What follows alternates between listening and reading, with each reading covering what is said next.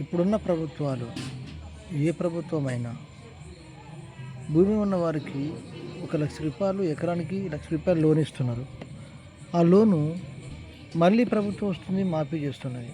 మరి వారికి అన్ని రకాలుగా ఆరోగ్యశ్రీ వర్తిస్తుంది, వారికి సంబంధించిన రేషన్ బియ్యము వస్తాయి, వారికి సంక్షేమ పథకాలు అన్నీ వర్తిస్తాయి. షాదీ ముబారకు, కళ్యాణ లక్ష్మి, సీఎంఏవై రిలీఫ్ ఫండ్ అన్ని రకాలుగా భూమిలో ఉన్న వారికి వర్తిస్తాయి. రైతు బీమా, రైతు బంధు కూడా వర్తిస్తుంది, సబ్సిడీ వర్తిస్తుంది.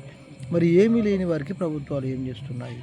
ఏమీ చేయట్లేదు. ఏమీ లేని నిరుపేదలను గుర్తించాలి.